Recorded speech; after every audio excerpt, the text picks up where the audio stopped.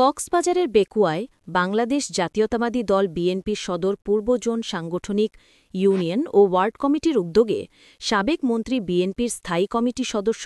সালাহউদ্দিন আহমেদের পিতামাতার কবর জিয়ারতের মাধ্যমে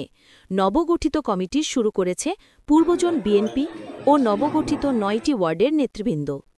২৯ অক্টোবর বিকাল ৩টের দিকে পেকুয়া শিকদারপাড়াস্থ সালাহউদ্দিন আহমেদের পারিবারিক কবরস্থানে গিয়ে বিএনপি নেতৃবৃন্দরা কবর জিয়ারত করেন। জিয়ারত শেষে পেকুয়া উপজেলা বিএনপির সভাপতি ও সদর ইউনিয়ন পরিষদের চেয়ারম্যান বাহাদুর শাহ ও ইউনিয়ন বিএনপিকে শুভেচ্ছা জানান নবগঠিত ওয়ার্ডের নেতৃবৃন্দরা।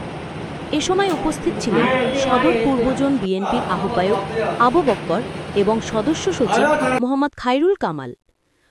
৫ নং ওয়ার্ড ক শাখা বিএনপির সভাপতি মনির আহমেদ মনু ড্রাইভার, সাধারণ সম্পাদক মুহাম্মদ রাশেদ, সাংগঠনিক সম্পাদক মুহাম্মদ ফোরকান,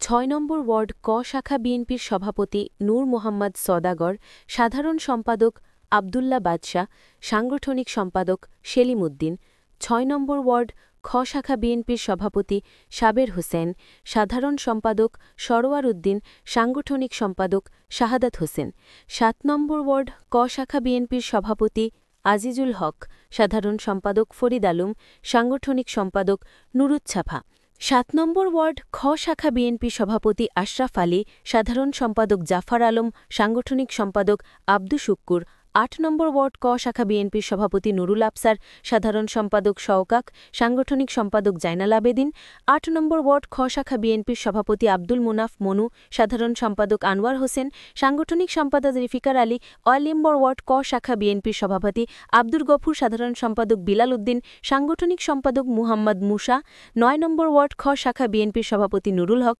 সাধারণ সম্পাদক দিয়াস উদ্দিন, সাংগঠনিক সম্পাদক মহিউদ্দিন সহ অন্যান্য নেতৃবৃন্দরা।